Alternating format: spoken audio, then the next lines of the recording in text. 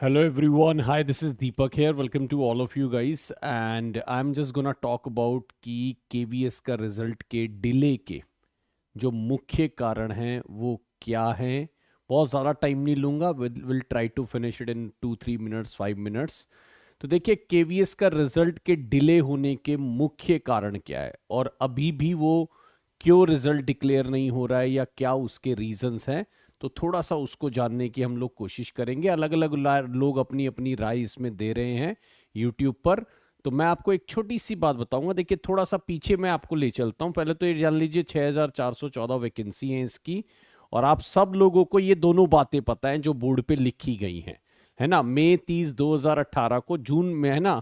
तो अगर मैं बोलूँ तो कहीं ना कहीं एचआरडी मिनिस्ट्री ने डिसाइड करा कि बीएड वालों को भी पीआरटी में अलाउ किया जाएगा. और उन्होंने एनसीईटी को जो है वो अपना ये बात बताई. तो वहां से वो चीज़ जो है विवाद आगे बढ़ा और सब लोगों ने ये मान लिया. गवर्नमेंट ने ये अलाउ कर दिया कि बीएड वाले भी, है ना, प्राइमरी टीचर बन सकते हैं. अब ये बात जो है अगले 2-3-4 साल तक ऐसे ही रही. बीच में जो वैकेंसीज आई उनके ऊपर भी फॉर्म भरे गए, है ना. और उसके बाद 2022 में आई केवीएस की वैकेंसी, जो मोस्ट अवेटेड वैकेंसी, सॉरी 2023 के अंदर जो vacancy I most awaited vacancy KVS की, जिसमें सब लोगों ने बीएड में जो है प्राइमरी में जो है बीएड वालों ने भी फॉर्म भरे.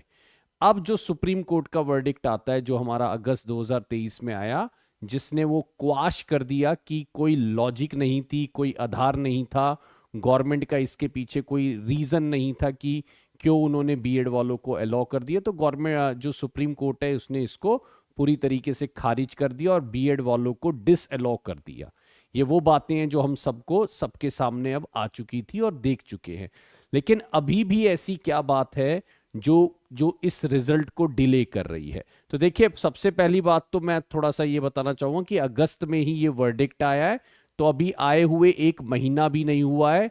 और गवर्नमेंट की इस पर बहुत ज्यादा, अगर मैं बोलूं तो कहीं ना कहीं क्या है, किरकिरी हुई है, क्योंकि गवर्नमेंट ने ही अलाउ किया था. अब गवर्नमेंट को सुप्रीम कोर्ट ने फटकार भी लगाई है कि आप ऐसे कैसे कर सकते हैं. अब इसमें यहां पर एक बात जो है मुझे लगता है डिले हो रही थी, कि जो डिमांड भी थी कि अध्यादेश लाया जाए. ठीक है ना. जैसे कि गवर्नमेंट अगर किसी भी सुप्रीम कोर्ट रूलिंग को अगर हटाना चाहती है तो गवर्नमेंट उसको कानून बना दे, तो फिर सुप्रीम कोर्ट का उसमें रोल नहीं रह जाता, क्योंकि कानून से ऊपर सुप्रीम कोर्ट नहीं जाता है ना.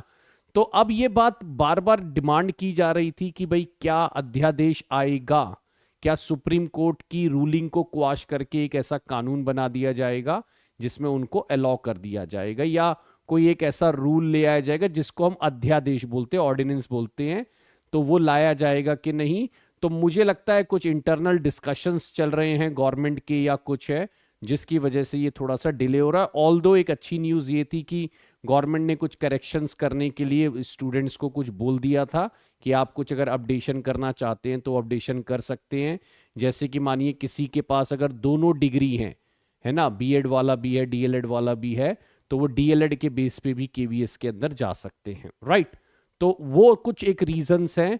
लेकिन मुझे लगता है कि अब वो भी सब चीज़ें एकदम फिक्स हो चुकी होंगी. और हम लोग भी बार बार डेट देते आ रहे हैं, बार बार बातें कर रहे हैं. तो एक बहुत बड़ा जो रीज़न था वो बीएड वाला था, वो अब क्लियर हो चुका है.